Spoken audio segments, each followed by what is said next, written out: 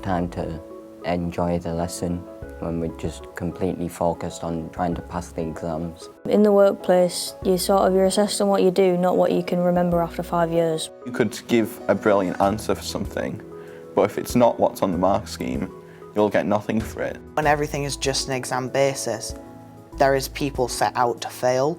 Some kids obviously are getting extremely stressed, like myself, to a point where they're thinking, what's the point?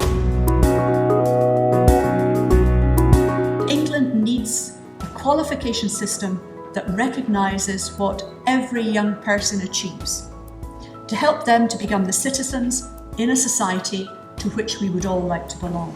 When we talk to businesses, when we look at research here in the UK and internationally, businesses are crying out for a mixture of technical and academic skills, not a choice between purely academic and technical.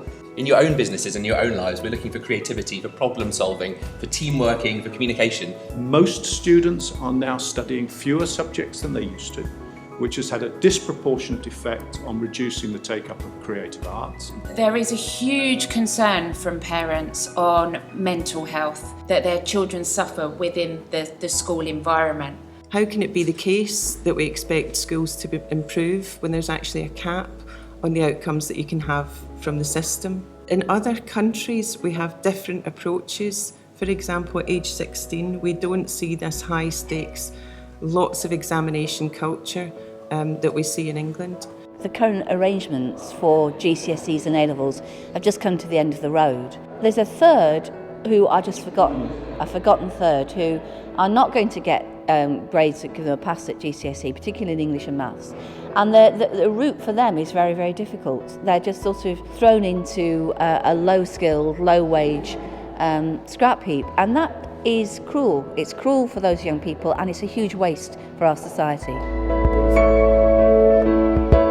The essence of what the Independent Assessment Commission report is saying is that England needs a qualification system that recognises what every young person achieves, what they know, what they understand, and crucially, what they're able to do. Written exams, yes, but also encouragement to think more creatively. For example, presentations, oral examinations, problem-solving experiences, different, better ways of gathering evidence.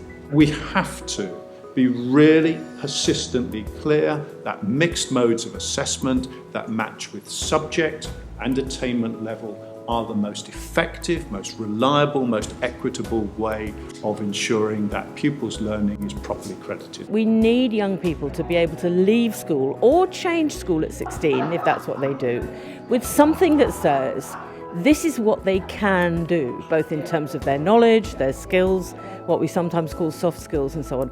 That's the way to approach this. We should do any revision to what we're doing in a measured way that brings the profession along with it, not just, quick fire change which leaves the profession picking up the pieces. So it has to be measured, it has to be part of an intelligent conversation with the profession, it has to be prepared for, and it has to be financed. This is a great report that is for the students and supports the students. It's not going to be changed overnight, it's got to be a gradual change. We've got to take teachers and educationalists with us. It's got to come from them, it's got to come from employers, it's got to come from the young people and also from parents as well. If there is to be levelling up, then it needs to start here. To begin in partnership with others, the process of change. To make change that's successful, we need a vision. And then we need principles. 5 principles within this report to be used both to design the system, but also to use to reflect on the system as it develops. And the third thing that's needed is a place to start.